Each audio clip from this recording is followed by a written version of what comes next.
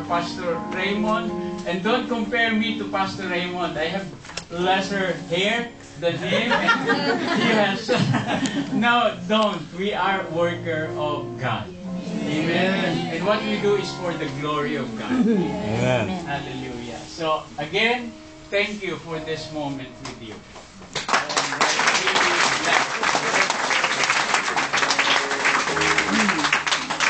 Before I start, I just want to thank everybody for having us here.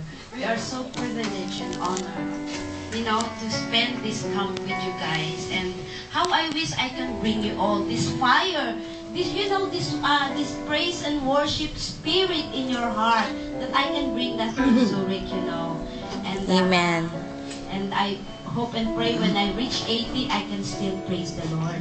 Amen. In the New Testament. This song is a special song. It's called Daluyan ng Pagmamahal. That's before I was talking about the clean vessels that God is using.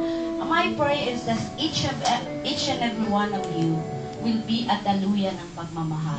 So we can be heroes for the glory of God. Amen? You can translate this. If somebody knows the song, just join me. And if not, just concentrate on the lyrics and please translate it to those who do not understand Tagalog. Okay?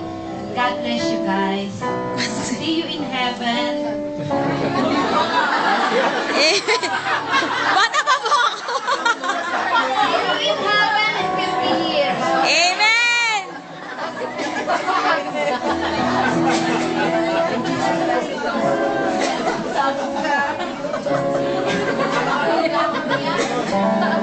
Siya po ang pastor namin.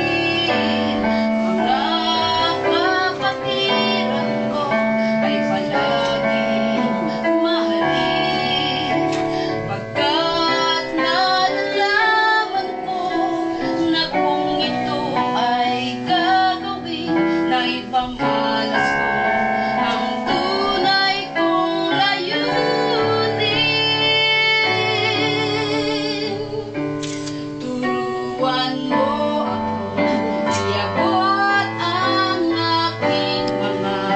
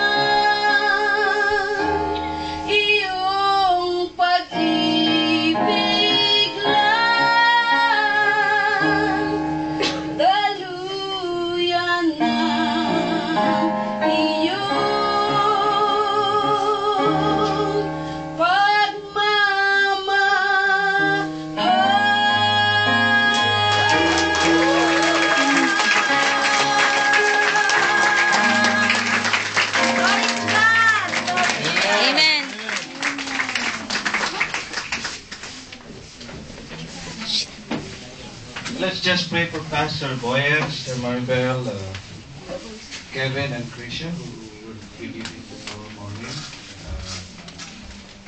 Please come up here.